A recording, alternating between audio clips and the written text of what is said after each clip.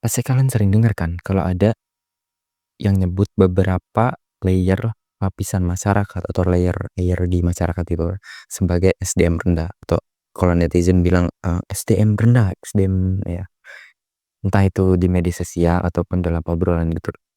Ada aja yang ngomong kalau misalkan, ada yang ngomong kalau IQ 78 atau itu rata-rata orang Indonesia itu IQ-nya 78, IQ 78 itu sama dengan kera gitu. Ada yang ngomong gitu.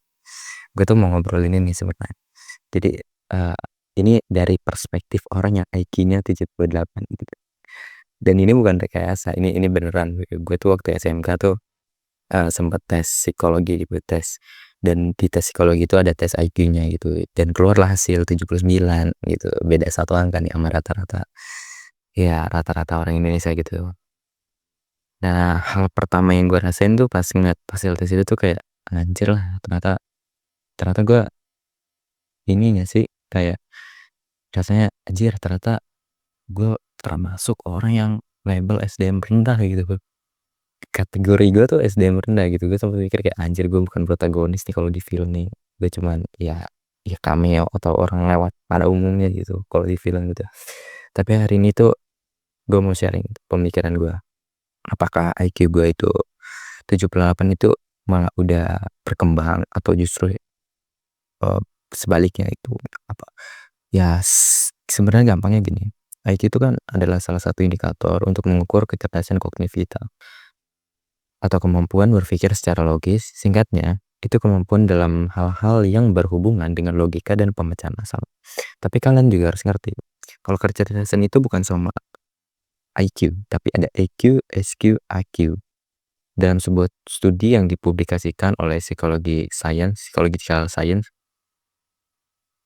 para peneliti menemukan bahwa kecerdasan emosional atau EQ jauh lebih penting dalam kesuksesan daripada IQ. Jadi orang yang punya EQ lebih tinggi itu cenderung sukses di kehidupannya gitu, atau kecerdasan emosional. Kalian bisa telah sendiri gitu kenapa orang yang punya kecerdasan emosional itu bisa lebih sukses tidak.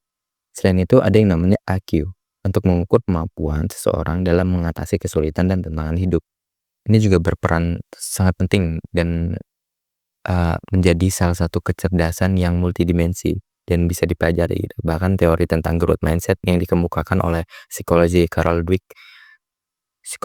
Dweck gitu, juga mengajarkan ke kita bahwa kecerdasan tuh bukan hal yang tetap itu, tapi bisa berkembang dan dengan usaha yang konsisten dan sikap yang tepat gitu.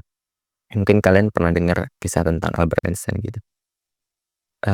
Ini tuh kisah yang menarik gitu. Jadi kita kan sering lihat kalau misalnya Albert Einstein tuh salah satu ikon kepintaran gitu, kayak I sama dengan MC kuadrat gitu ya kan. Itu tuh jadi salah satu lambang, eee, umat manusia gitu. Kalau kalau lu pinter nih, lu pinter itu sama dengan itu gitu ya kan. Tapi Albert Einstein sendiri tuh baru bisa ngomong pas usianya 4 tahun gitu. Dan guru-gurunya waktu dulu tuh nganggep kalau misalkan, ini Albert Einstein nih agak lambat nih dalam belajar.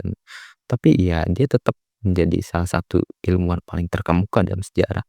Sumbangsi pemikirannya besar gitu. Nunjukin kalau misalkan kecerdasan tuh nggak cuman di awal gitu.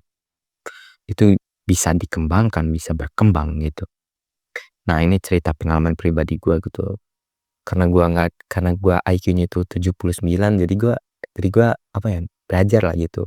Teman-teman gue yang IQ-nya agak tinggi gitu ya, 100 ke atas lah gitu.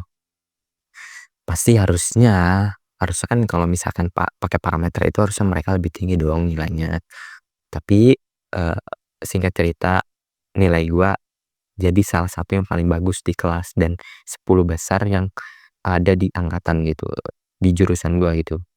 Dan ya pas gue dapat hasil ujian itu tuh gue mempertanyakan gitu, sebenarnya yang bikin bisa tuh IQ gua atau apa sih, atau gua yang berusaha gitu, ngerti gak sih? Kayak terus fungsinya kertas ini buat apa gitu, nunjukin, "Nih otak lu nih IQ-nya nih 79," gitu, ngerti gak sih? Kayak anjir lah, terus buat apa anjir ngetes dilakuin, cuman bikin gua apa ya, bikin gue sedih atau bikin gue mau berusaha atau gimana gitu. Ya gimana ya, kok bisa teman-teman gue yang IQ-nya lebih tinggi tes tes maksudnya hasil ujiannya tuh lebih gimana sih, lebih rendah, apa karena persiapan kurang atau gimana gitu. Maksud gue, apa ya, ini gue yang goblok atau mereka yang nggak serius sih, ngerti nggak sih? Kayak kayak, anjir, apa jangan-jangan gue itu sebenarnya pinter tapi nggak tahu aja gitu. Nah, ya gitulah. Tapi hal yang gue dapat gitu ya dari tes IQ ini tuh, ya bikin gue belajar gitu, bikin gue ngerti kalau misalkan pembelajaran itu nggak lu tuh cuman diem aja, nulis panjang atau baca jurnal yang ribet banget, itu nggak gitu. Jadi, itu tuh cuman jadi salah satu proses kecil dalam belajar gitu. Gue percaya belajar itu ya bisa dilakukan dengan cara yang menyenangkan gitu, sesuai dengan minat dan hal yang pengen gue pelajari gitu. Belajar jadi sesuatu yang fun, asal kita tahu cara menikmati prosesnya itu. Misal gue belajar tentang, arsitektur atau desain gitu, bukan cuma lewat teks yang berat gitu atau ngeliat bangunan di sekitar gua tuh, nggak, itu menjadi salah satu aja, tapi, belajar tuh kayak lu berdiskusi dengan teman pun itu belajar, lu nonton video di YouTube yang bikin lu terinspirasi pun itu belajar gitu. Jadi nggak yang formal-formal banget lah tuh, nggak harus yang lu duduk diem deep kayak dengan lampu di atas gitu, warna putih gitu Kak, nulis panjang atau, ah, angka-angka enggak gitu. Bahkan angka pun bisa jadi hal yang menyenangkan kalau misalkan lu ubah menjadi, grafis gitu. Jadi meskipun tes IQ gue itu nunjukin angka yang nggak terlalu tinggi, tapi gue ya nggak ngerasa terlambat gitu, gue masih bisa berkembang gitu. Ya karena, ya itu, menurut gue ada banyak cara gitu untuk belajar dan yang lebih penting ya itu, belajar itu bukan cuma soal angka, tapi juga soal tentang keberanian dan, mencoba hal baru gitu. Ya, gue juga bakal terus belajar gitu, nggak peduli apa kata IQ di kertas itu gitu. Gue percaya pada diri gue dan gue bisa berkembang. Nah, kedepannya tuh next video tuh gue pengen, ngejelasin singkat tentang kesadaran masyarakat itu. Jadi gue pengen banget kayak ngupas gitu, kenapa sih orang Indonesia tuh kayak nggak sadar gitu, maksudnya sadar-sadar, arti kesadaran itu maksudnya kayak misalkan nih, ini ada problem nih, mereka tuh nggak ada kesadaran untuk memecahkan problem tersebut, mereka tuh lebih ke kayak nungguin, sebuah masalahnya tuh selesai sendiri gitu.